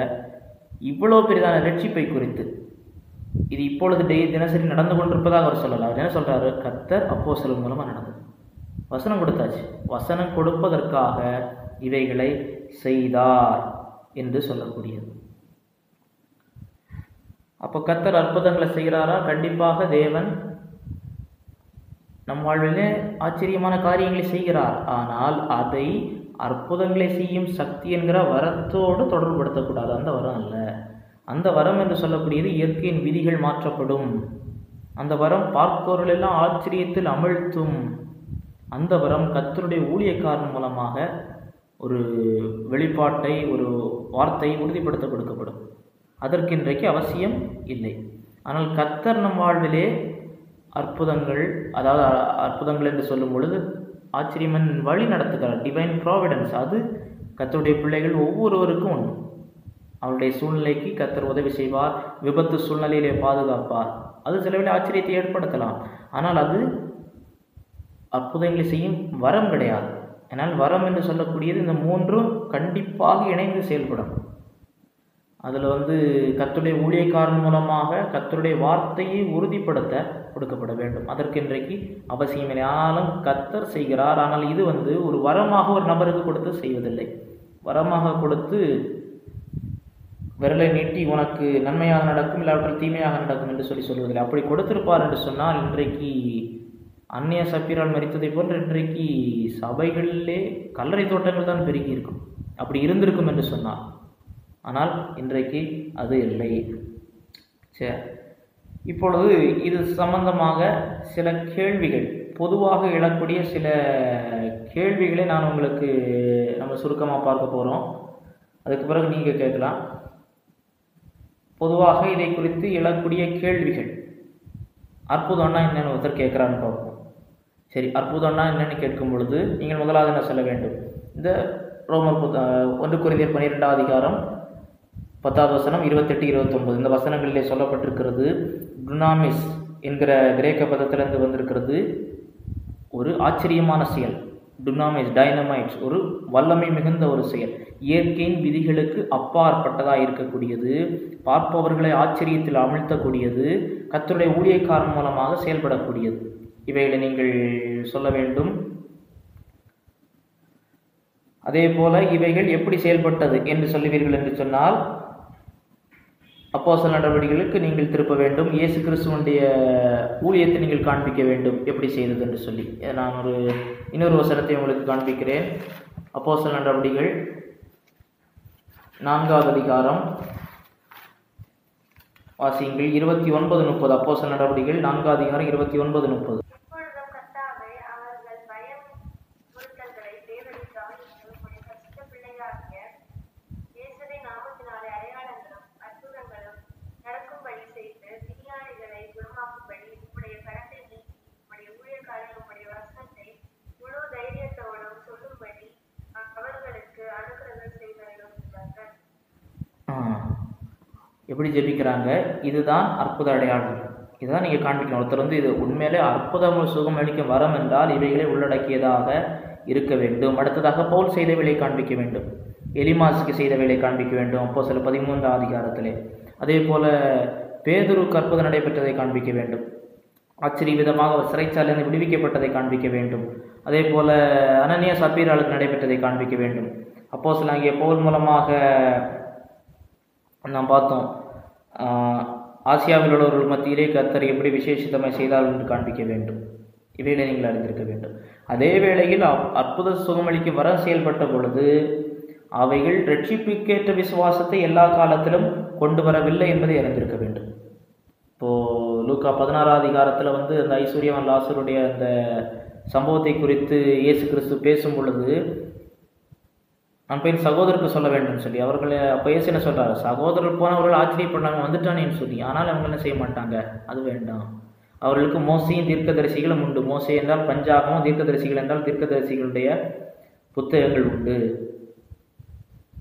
அதே போல அற்புதங்கள் நடைபெற்றதுனாலே எதிர்மறையான விளைவுகளும் வந்திருக்கிறது நீங்கள் அறிந்திருக்கணும். அற்புதங்களை குறித்து நீங்கள் ஒருவர் கேட்டால் இவைகள் எல்லாவற்றையும் சொல்லணும். அற்புதம் நடக்கும்போது ஆச்சரியப்படுவாங்க, அதே நேரத்தில் எல்லாரும் விசுவாசிக்கணும்னு கிடையாது. அதே நேரத்தில் அற்புதம் நடந்தால் பிரச்சனைகளும் உண்டு. அப்போஸ்தலர் 16ஆம் அதிகாரம் 20 முதல் 24 வரை உள்ள வசனங்களிலே அப்போஸ்தலனாகிய பவுல் ஒரு அடிமை பெண்ணிடத்திலிருந்து அசுத்தாவியை விடுதலை ஆக்குகிறார். அது நடந்தது ஆச்சரியமாக இருக்கும். அப்போஸ்தலர் 16ஆம் அதிகாரம் 16 முதல் நாங்கள் ஜெபம் பண்ணுகிற இடத்துக்கு போகில் குறி சொல்ல ஏவுகிற ஆவியை கொண்டு குறி சொல்லுகிறதால தன் எஜமான்களுக்கு மிகுந்த ஆதாயத்தை உண்டாக்கின ஒரு பெண் எங்களுக்கு எதிர்பட்டால் அவள் பவுலையும் எங்கள் பின்தொடர்ந்து இந்த மனுஷர் உன்னதமான தேவனுடைய ஊழியக்காரர் ரட்சிப்பின் வழியை நமக்கு அறிவிக்கிறார் என்று சத்தமிட்டாள். இப்படி அநேக நாள் செய்து கொண்டு வந்தால் பவுல் சினங்கொண்டு திரும்பி பார்த்து நீ இவளை விட்டு போகும்படி இயேசு கிறிஸ்து நாமத்தில் அவனை கட்டளையிடுகிறேன் என்று ஆவியுடனே சொன்னான். அந்நேரமே விட்டு போயிற்று.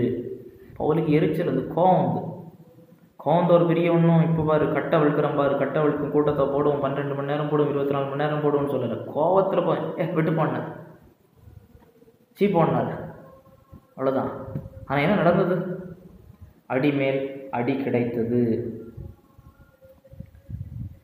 இதில் இன்னொன்னே அறிந்திருக்கணும். இந்த வரம் அவங்களுக்கு இருந்தாலும் அவங்க போகிற பட்டணங்களெல்லாம் எல்லா பட்டணத்திலையும் நடந்ததாக பதிவு செய்யப்படவில்லை. ஒருவேளை நடந்திருக்கலாம், ஆனால் பதிவு செய்யப்படவில்லை. அது ஒரு கேள்வி. ஆண்டவர் எல்லா பட்டத்திலும் எல்லா இடத்துலையும் செய்தாரான்னு நம்ம சொல்ல முடியாது. அப்போஸ்தலர் ஆரம்ப காலகட்டங்களில் புதிய இடத்திற்கு போக கண்டிப்பாக கர்த்தர் செய்திருக்க வேண்டும். ஆனால் கடைசி காலங்களிலே எல்லா இடங்களிலும் நடந்ததாக நாம் பார்க்க முடியாது. இப்போ இந்த வரம் இன்றைக்கு தொடர்கிறதா இல்லையா என்று ஒருவர் கேட்பார் என்று சொன்னால் அதற்கு 2 நிலைகளிலே பதில் இருக்கிறது. ஒன்று, இந்த வரம் இன்றைக்கு தொடரவில்லை. இன்னொன்று, இந்த வரம் இன்றைக்கு தொடருகிறது. தொடரவில்லை என்று சொல்லக்கூடியவர்கள் சொல்லக்கூடியது இது அஸ்திபார வரம். தேவன் வரம் என்றால் இப்படிதான் இருக்க வேண்டும், அந்த வரத்திற்கான வழிமுறைகள் இது, இந்த நிலைகளில் நடைபெற்று இதனுடைய அவசியம் தீர்ந்துவிட்டது. இருக்கிறது என்று சொல்லுகிறவர்கள் 2 நிலைகளிலே சொல்கிறார்கள். ஆண்டவர் அற்புதத்தை செய்கிறார், அதே அளவில் நடக்கிறது, ஆனால் அந்த வரம் பெற்றவர்கள் இல்லை. இன்னும் சிலர் வரம் பெற்றவர்கள் உண்டு என்று சொல்லுகிறார்கள். ஆனால் நாம் நுட்பமாக பார்க்கும் பொழுது, வேதாகமத்தை பார்க்கும்போது, வேதாகம காலகட்டங்களை பார்க்கும் பொழுது, அது நடைபெற்ற காலங்களை பார்க்கும்போது, அதை செய்த நபர்களை பார்க்கும் பொழுது இது அஸ்திபார வரமாக இருக்கிறது என்று சொல்லி பார்க்கிறோம். இன்னொரு கேள்வி கேட்பாங்க, நம்ம தியானித்தது தான், ஏன் நீங்கள் இன்றைக்கு இவைகளை செய்யக்கூடாது? இன்றைய கிறிஸ்தவர்கள் இதை செய்யாததினாலே அவர்களை பாவிகள் என்று சொல்லலாமா, இல்லை விசுவாச குறைவு என்று சொல்லலாமா? இன்றைக்கு என்னிடத்துல இதெல்லாம் நீ செய்திருக்கிறேன்னு கேட்டால் நான் இதொன்னும் செய்ததில்லை, அப்போ நீ உண்மையாகவே கிறிஸ்தவனா என்று கேட்கலாம். சிலர் கேட்கக்கூடும், கிறிஸ்தவ சுவிசேஷ எதிராளிகள் கேட்கக்கூடும், கிறிஸ்தவர்களை பார்த்து கேட்கக்கூடும். இப்போ ஆதி கிறிஸ்தவர்கள் இவைகளே, ஆதி சபையிலே இவைகள் எல்லாம் நடைபெற்றது. அப்போஸ்தலர் 5ஆம் அதிகாரம் 12 முதல் 16 வரை பார்க்கும் பொழுது நாம் பார்த்தது தான். பிணியாளிகள் சொஸ்தமாகிறார்கள். சுற்றுப்பட்டணங்களில் திரளான ஜனங்கள் பிணியானிகளே அசுத்தாவிகள் வாதிக்கப்பட்டு எருசலேமுக்கு கொண்டு வந்தார்கள். அவர்கள் எல்லாரும் குணமாக்கப்பட்டார்கள். They all var healed. 100% வெற்றியாக இருந்தது. அநேக அற்புதங்கள், பூரண சுகம் உண்டானது. இதே போல் அப்போஸ்தலர்களோடு தொடர்பில் நேரடியாக அவர்களால் அங்கீகாரப்படுத்தப்பட்டவர்கள். 6:8 ஸ்தேவான் விசுவாசத்தினால் வல்லமையினால் நிறைந்தவனாய் ஜனங்களுக்குள்ளே பெரிய அற்புதங்களையும் அடையாளங்களையும் செய்தான் என்று சொல்லக்கூடியது. ஏன் இன்றைக்கு அப்படிப்பட்ட அற்புதங்கள் நடைபெறவில்லை என்று கேட்பார்கள் என்று சொன்னால் 3 விதமாக பதில்களை கூறுகிறார்கள். முதலாவது பதில், இது அப்போஸ்தலருடைய காலகட்டத்தோடு தொடர்புடையது. இங்கிருந்து பார்க்கிறோம், எபிரேயர் 2ஆம் அதிகாரம் 3-4 வசனங்களிலே பார்க்கிறோம். அதே போல் அடுத்ததாக, இது அப்போஸ்தலர் காலகட்டத்தோடு தொடர்புடையது என்று சொல்லக்கூடியவருடைய நிலைப்பாடு. இதுதான் சரியான நிலைப்பாடும் கூட. இன்னொரு சாரர் சொல்லுகிறார்கள், விசுவாசம் இல்லை என்று சொன்னால் இது நடைபெறாது என்று சொல்லி. ஒரு வசனத்தை வாசியுங்கள், மத்தேயு 13ஆம் அதிகாரம் 58வது வசனத்தை வாசியுங்கள். இந்த வசனத்தை கூறிவிட்டு விசுவாசம் குறைவாக இருக்கிறதுனால தான் இன்றைக்கு நடக்கல என்று சொல்லுவார்கள். அதை வாசியுங்கள்.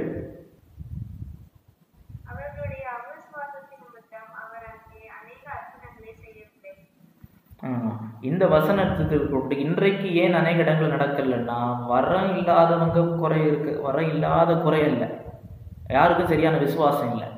எப்படி சொல்றீங்க? இயேசுவே அங்கே செய்ய முடியல. ஆனால் அதனுடைய பின்னணியை நீங்கள் முழுவதுமே பார்க்கும் பொழுது, இயேசு தன்னுடைய ஊழியத்தை அற்புதம் செய்யக்கூடியவராக மட்டும், மிராக்கிள் ஒர்க்கர் என்கிற அளவிலே நிறுத்தி, நீங்கள் எல்லாம் எந்த நோயினாலும் சுகமாயிட்டு போங்க, உங்கள் இஷ்டப்படி வாழுங்கள் என்கிற அளவிலே தன்னுடைய ஊழியத்தை திருப்ப விரும்பவில்லை. ரட்சிப்பிற்கேற்ற விசுவாசம், அவரை கர்த்தராக ராஜாவாக ஏற்றுக்கொள்ளக்கூடிய விசுவாசம் அங்கு அநேக இடத்துல இல்லை. அப்படி இருக்கிற வேளையிலே தன்னுடைய ஊழியத்தை அவர் அப்படி மாற்ற விரும்பவில்லை. 3வது ஆப்ஷன் என்ன சொல்றாங்கன்னா, தேவன் அற்புதங்களை செய்வார், ஆனால் that is not a normative thing. அது பொதுவானதாக தினசரி நடைபெறக்கூடியதாக அல்ல. தேவன் திடீரென்று இப்படிப்பட்டவைகளை செய்யலாம். ஏனென்றால் தேவன் செய்வார், ஆனால் தேவன் தினசரி இப்படிப்பட்ட காரியங்களை செய்கிறது கிடையாது. நம்ம சில வசனங்களை ஏற்கனவே பார்த்தோம் இல்லையா? இந்த ஜனங்கள் பொல்லாதவர்களாக இந்த ஜனங்கள் அடையாளங்களை தேடுகிறார்கள் என்று சொல்லப்பட்டிருக்கிறது. ஆகையினாலே இவர்கள் சமநிலைப்படுத்த விரும்புகிறார்கள். ஆனால் நாம் வேதாகமத்திலிருந்து தெளிவாக பார்க்கும் பொழுது இந்த வரம் தேவன் அற்புதங்களை செய்கிறாரா இல்லையா என்பது கேள்வி இல்லை. அந்த வரம் இயேசு கிறிஸ்துவனுடைய ஊழியம், அப்போஸ்தலருடைய ஊழியத்தோடு தொடர்புடையது. அதனுடைய பணி நிறைவேறின உடனே தேவன் தன்னுடைய பூர்ண வார்த்தையாக வேதாகமத்தை கொடுத்தவுடனே இந்த வரத்தினுடைய செயல்பாடு நின்றுவிட்டது. அதற்கு பிறகு தேவன் எந்த தனிநபருக்கும் இப்பேற்பட்ட காரியத்தை கொடுக்கவில்லை. யாரும் அப்போஸ்தலர்கள் செய்தது போல இன்றைக்கு செய்யவில்லை என்பதை அறிந்து கொள்ள வேண்டும். இன்னொரு முக்கியமான ஒரு கேள்வி, நாம் வாசித்த வசனம் தான், திரும்ப ஒருக்கா வாசிப்போம். மார்க்கு சுவிசேஷம் 16வது அதிகாரம் 16 முதல் 18 வரை உள்ள வசனங்கள். மார்க்கு சுவிசேஷம் 16வது அதிகாரம் 16 முதல் 18 வரை உள்ள வசனங்களை வாசியுங்கள்.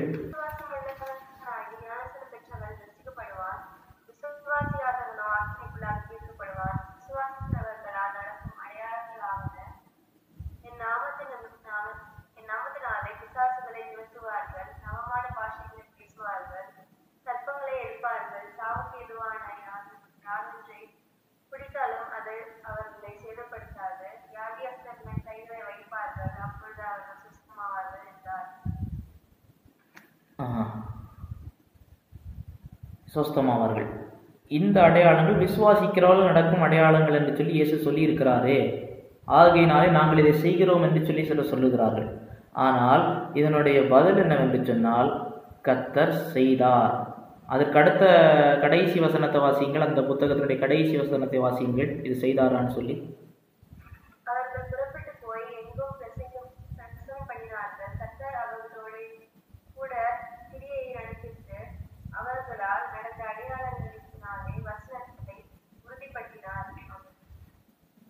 கர்த்தர் அவங்களுக்கு கூட செய்தார். அவங்களுக்கு என்ன சொன்னார்? அங்கே விசுவாசிக்கிறவர்கள் என்று சொல்லுகிறது அந்த சீஷர்களை பற்றி பேசுது.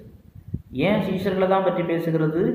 அவங்க கூட இருந்து கர்த்தர் அதை செய்தார், அதுக்கு சொல்லி முடிவரையும் சொல்லிவிட்டது. இப்போ 5வது அதிகாரம் 16வது வசனத்தில் என்ன பார்த்தோம்? சுற்றுப்பட்டணங்களில் திரளான ஜனங்கள் பிணியாளிகளையும் அசுத்தாவிலும் பாதிக்கப்பட்டவர்கள் எருசலேமை கொண்டு வந்தார்கள். அவர்கள் எல்லாரும் குணமாக்கப்பட்டார்கள். வியாதியஸ்தர்களே கை வைக்கிறார்கள், இல்லை அவர்கள் கை வைக்கிறார்கள், வரத்தை செயல்படுத்துகிறார்கள், குணமாகிறார்கள். அடுத்து நவமான பாஷைகளை பேசுதல். அப்போஸ்தலர் நடபடிகள் 2வது அதிகாரம் 4வது வசனம். அவர்கள் எல்லாரும் பரிசுத்தால் நிரப்பப்பட்டு ஆவியானவர் தங்களுக்கு தந்தருளின வரத்தின்படியே வெவ்வேறு பாஷைகளை பேசத் துவங்கினார்கள். பற்பல பாஷைகளை பேசுதல். சர்ப்பங்களை எடுப்பார்கள், சாவுக்கு எதுவான எதை கொடுத்தாலும் சேதப்படுத்தாது, விஷம் ஒன்று செய்யாது. அப்போஸ்தலர் நடபடிகள் 28வது அதிகாரம் 3 முதல் 6 வசனங்கள். போல் சில விறகுகளை வாரி அந்த நெருப்பின் மேல் போடுகையில் ஒரு விரியன் பாம்பு அனலுரைத்து புறப்பட்டவனுடைய கையை கவிக்கொண்டது. விஷப்பூச்சி அவன் கையிலே தொங்குகிறதை அந்நியராக அந்த தீவார் கண்டபோது, இந்த மனுஷன் கொலைபாதகன், எனக்கு சந்தேகமில்லை, இவன் சமுத்திரத்துக்கு தப்பி வந்தும் பலியானது இவனை பிழைக்க ஒட்டவில்லை தங்களுக்குள்ளே சொல்லிக் கொண்டார்கள். அவன் அந்த பூச்சியை தீயிலே உதறி போட்டு ஒரு தீங்கும் அடையாதிருந்தான். அவனுக்கு வீக்கம் கண்டு அல்லது சடிதை விழுந்து சாவான் என்று அவர் பார்த்து கொண்டதால் நெடுநேரமே பார்த்து கொண்டு ஒரு சேதம் அவனுக்கு வராததை கண்டபோது வேறு சந்தியை இவன் தேவன் என்று சொல்லிக் கொண்டார்கள். அப்போது இதுவும் அப்போஸ்தலருடைய வாழ்க்கையிலே நடைபெறுகிறது. அடுத்து அப்போஸ்தலர் 9வது அதிகாரத்திலே அனனியா போல்மை கை வைக்கிறது, செதில் போடுறது உள்ளது. அப்போ கை வைக்கிறது, இதெல்லாம் நடைபெறுகிறது. அப்போ இது அப்போஸ்தலர்களை குறித்து மட்டுமா, இல்லை எல்லா விசுவாசிகளையும் குறிக்கக்கூடியதா? இது அப்போஸ்தலர்களை தான் குறிக்கக்கூடியது என்பது இதனால் சொல்கிறேன் என்றால், அந்த வசனத்திற்கே கீழே இருக்கிறது நீங்கள் வாசித்தீர்கள். அதே போல இன்னொரு காரியத்தையும் பார்க்க வேண்டும். இவைகளை நீங்கள் செய்யுங்கள் என்று சொல்லி வேறு எந்த நிருபத்திலோ புத்தகத்திலோ விசுவாசிகளுக்கு எந்த ஒரு கட்டளையும் இல்லை. நீங்கள் போய் ஒரு பட்டணத்தில் போய் இவைகளை செய்யுங்கள், வியாதிஸ்தரை எழுப்புங்கள், மரித்தோரை எழுப்புங்கள், சர்ப்பங்களை எடுங்கள், சாவுக்கு எதுவானவை பருகுங்கள் என்று இயேசு கிறிஸ்துவோ அப்போஸ்தலரோ சபைக்கு விசுவாசிகளுக்கு, தனிப்பட்ட விசுவாசிகளுக்கு சொல்லவில்லை. அதே போல புதிய ஏற்பாட்டு சபையிலே இது ஒரு பொதுவான அனுபவமாக இருக்கவில்லை. கேட்கிறார், எல்லாரும் அற்புதங்களை செய்கிறார்களா? அது கிடையாது என்று சொல்லுகிறார். ஆக இது இந்த வசனத்தை வைத்துக்கொண்டு இது அனைவரும் செய்யக்கூடியது என்று சொல்லி சொல்வதற்கு அவசியமில்லை, அதற்கு இடமும் இல்லை. சபை சரித்திரத்திலும் நாம் பார்க்கிறோம், இவைகள் ஒன்றும் நடைபெறவில்லை. ஆனாலும் தேவன் அற்புதத்தை செய்கிறார். இன்னொரு சாரர் ஒரு கேள்வி கேட்பார்கள், ஃபுல் காஸ்பல், நாங்கள் தான் பூரண சுவிசேஷம் சொல்லுகிறோம் என்று சொல்லக்கூடியவர்கள், பூரண சுவிசேஷத்தினுடைய ஒரு பங்கு அற்புத அடையாளங்களை செய்வது என்று சொல்லி அதற்கு அடையாளமாக அவர்கள் எடுக்கிற வசனம் ரோமர் 15வது அதிகாரம் 19வது வசனம். அதை வாசியுங்கள். ரோமர் 15:19.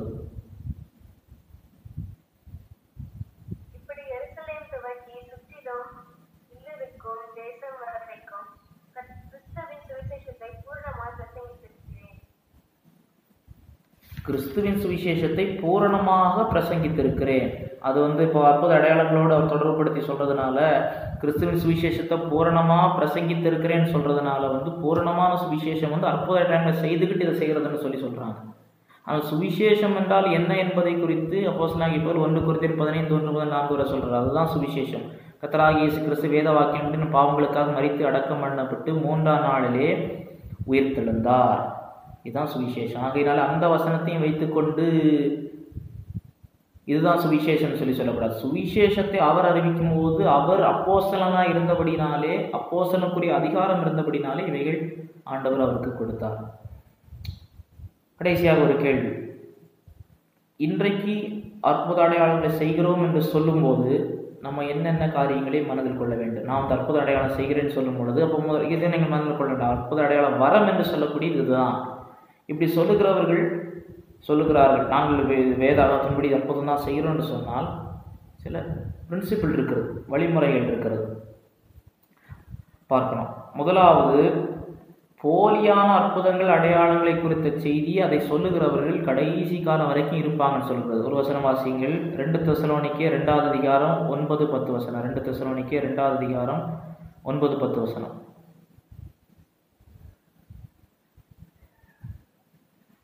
அந்த அக்கிரமக்காரனுடைய வருகை சாத்தானுடைய செயலின்படி சகல வல்லமையோடும் அடையாளங்களோடும் பொய்யான அற்புதங்களோடும் கெட்டுப்போகிறவர்களுக்குள்ளே அநீதியினால் உண்டாகும் சகலவித வஞ்சகத்தோடும் இருக்கும். ரட்சிக்கப்படத்தக்கதாய் சத்தியத்தின் மேலுள்ள அன்பை அவர்கள் அங்கீகரியாமல் போனபடியினால் அப்படி நடக்கும். அப்போ இதில் என்ன வருது? சகலவித பொய்யான அற்புதங்கள் அடையாளம், ஃபால்ஸ் மிராக்கிள்ஸ், ஃபால்ஸ் சைன்ஸ், இது கடைசியிலே நடக்கும். ஆகையினால் நாம் எச்சரிக்கையாக இருக்க வேண்டும். இயேசு கிறிஸ்து அற்புதம் செய்த போதும் சரி, நம்ம சில காரியங்களை பார்க்க முடியும். அவர் என்ன செய்கிறாரு? இப்பொழுது 10 குஷ்டரோகிகளை சொஸ்தமாக்குறார். சொஸ்தமாக்கிட்டு நீ போய் ஆசாரியனுக்கு கொஞ்சம் காண்பி என்று சொல்கிறார். ஏனென்றால் ஆசாரியன் ஒருவன் குஷ்டரோகியாக இருந்தால் பழைய ஏற்பாட்டின்படி ஆசாரியன் அவனை பார்த்து நீ சுத்தமுள்ளொன்று தீர்மானித்தால்தான். அவர் பழைய ஏற்பாட்டில் ஆசாரியர் ஒரு மருத்துவரை போல, ஒரு டாக்டர் சர்டிஃபிகேட் கொடுக்கறது போல ஆசாரியர்களுடைய பணி அதுவும் உள்ளடக்கியது. அப்போது அவர் உண்மையாக சொஸ்தமாக்கினதை ஊர்ஜிதப்படுத்துவதற்கு, அதை உறுதிப்படுத்துவதற்கு இயேசு கிறிஸ்து சொல்லுகிறார். அதே போல அப்போஸ்தலர் நடவடிக்கைகள் 4ஆம் அதிகாரம் 16வது வசனத்தில் நீங்கள் பார்ப்பீர்கள் என்று சொன்னால், இந்த மனுஷரை நாம் என்ன செய்யலாம்? எருசலேமில் வாசம் பண்ணுகிற எல்லாருக்கும் தெரிந்திருக்கிறபடி வெளியரங்கமான அற்புதம் இவர்களாலே செய்யப்பட்டதை அதை நாம் இல்லை என்று சொல்லக்கூடாது. யூதர்களுடைய மத தலைவர்கள் அவர்களே சொல்கிறாங்க, எதிராளிகளாக இருந்தாலும் நம்ம இவங்க செய்தது அற்புதம் இல்லைன்னு சொல்ல முடியாது. அது அற்புதம் என்பது தீர்மானிக்கப்பட்டது. மட்டுமல்ல, அற்புதம் என்று சொல்லக்கூடியது கர்த்தருடைய நாமத்திற்கு மகிமையை கொண்டு வரணும். ஒரு வசனவாசிகள் மத்தேயு 5ஆம் அதிகாரம் 16வது வசனம். மத்தேயு 5ஆம் அதிகாரம் 16வது வசனம். மனுஷர் உங்கள் நற்கிரியைகளை கண்டு பரலோகத்தில் இருக்கிற உங்கள் பிதாவை மகிமைப்படுத்தும்படி உங்கள் வெளிச்சம் அவர்கள் முன்பாக பிரகாசிக்கப்படுகிறது. ஏன்னா இன்றைக்கு கர்த்தருடைய நாமத்தை தொழுது கொள்ளாதவர்கள் தாங்கள் ஒரு அற்புதம் செய்யக்கூடியவர்கள் என்று பிம்பத்தை சிலர் காண்பிக்கிறார்கள். உதாரணத்திற்கு அப்போஸ்தலர் நடவடிக்கைகள் 8ஆம் அதிகாரம் 9ஆம் வசனத்திலே, சீமோன் என்று பேர் கொண்ட ஒரு மனுஷன் அந்த பட்டணத்தில் மாய வித்தைக்காரனாக தன்னை ஒரு பெரியவன் என்று சொல்லி சமாரியா நாட்டு ஜனங்களை பிரமிக்கப்பட்டு கொண்டிருந்தான். இப்போ பிரமிக்க பண்ணுறான். அப்போ பிரமிக்க பண்ணனாலே இவனிடத்துல அற்புதங்களை செய்ய சக்தி இருக்கிறதா? கிடையாது. அவன் கர்த்தருடைய ஊழியக்காரனாக இருக்கணும், முதலாவது ரட்சிக்கப்பட்டவனாக இருக்கணும், கர்த்தருடைய வசனத்தை உடையவனாக அதை உறுதிப்படுத்த அவரால் அபிஷேகம் பண்ணப்பட்டவன், வரத்தை பெற்றவனாக இருக்க வேண்டும். இவன் ரட்சிக்கப்பட்டவன் அல்ல. ஆனால் ஜனங்களை பிரமிக்க பண்ணி கொண்டிருந்தான். மட்டுமல்ல, இயற்கையின் விதிகள் மீறப்பட முடியவில்லை. ஏனென்றால் தேவன் ஒருவர் தான் அதை செய்ய வல்லமையுள்ளவராக இருக்கிறார். இயேசு கிறிஸ்துவை விசுவாசித்து ரட்சிக்கப்பட்டவர்கள் மூலமாக தான் இது செய்யப்பட்டது. மத்தேயு 24:24 கள்ள கிறிஸ்துக்களும் கள்ள தீர்க்கதரிசிகளையும் தோன்றி தெரிந்து கொள்ளப்பட்டு வஞ்சிக்கத்தக்கதாக பெரிய அடையாளங்களையும் அற்புதங்களையும் செய்வார்கள் என்று சொல்லப்பட்டிருக்கிறது. ஆகையினாலே கர்த்தருடைய நாமத்தில் வராத எதுவும் இந்த வரம் கிடையாது. அதே வேளையிலே கர்த்தருடைய நாமத்தில் சொன்னாலும் அது இன்றைக்கு அற்புத சுகமளிக்கும் வரம் பெற்றதாக இன்றைக்கு நாம் எடுத்துக்கொள்ள தேவையில்லை. தேவன் அற்புதங்களை செய்யலாம், ஆனால் அது வரம் கொடுப்பதனாலே அல்ல. அதனுடைய அவசியம், இந்த வரத்தினுடைய அவசியம் முடிந்துவிட்டது என்பதை நீங்கள் அறிந்து கொள்ள வேண்டும். இன்னும் புதிய ஏற்பாட்டில் ஆண்டவர் செய்த போது இன்னும் சில காரியங்கள் நம்ம பார்க்கணும். அப்போஸ்தலர் 8வது அதிகாரம் 6வது வசனத்தில் பிலிப்பு செய்த அதிசயங்களை ஜனங்கள் கேள்விப்பட்டவனால் சொல்லப்பட்டில் ஒருமித்து கவனித்தார்கள். சுவிசேஷம் பரவுகிறது. அதே போல பரிசுத்தாவியானவருடைய செயல் இது உண்டென்று உறுதிப்படுத்த வேண்டும். இப்படி அநேக காரியங்கள் இருக்குது. புதிய ஏற்பாட்டிலே ஒரு வந்து அற்புதம் சுகமளிக்கும் அற்புத செய்கிற சக்தி உடையவராக இருக்கிறார் என்பதை உறுதிப்படுத்துவதற்கு எத்தனை காரியம் இருக்கிறது.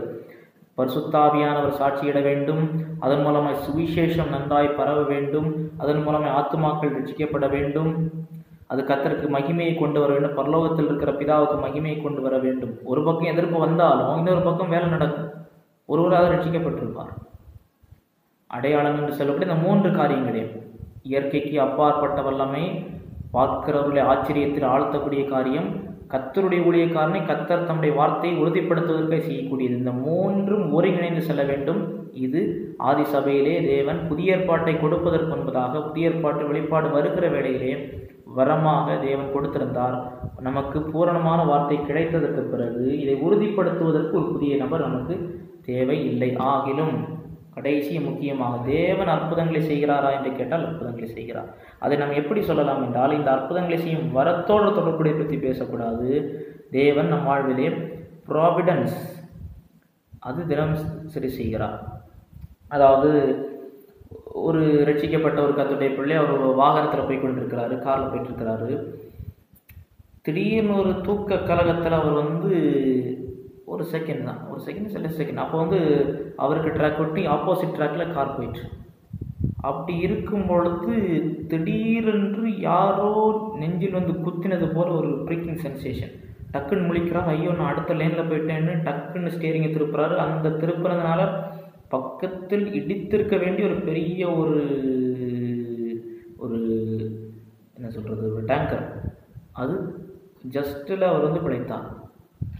ஆண்டவரே நான் பிழைத்தேன்னு கொஞ்ச நேரம் வச்சு பார்த்தா ஒரு பறவை வேகமாய் மோதி இவருடைய நெஞ்சில் வந்து இடித்தது. அது வந்து குத்தல்னு சொன்னால் இவர் வந்து உறங்கி கொண்டே இருந்திருப்பார். நேரடியாக அந்த எதிர் வாகனத்தில் சென்று மோதி மரித்திருக்க வேண்டும்.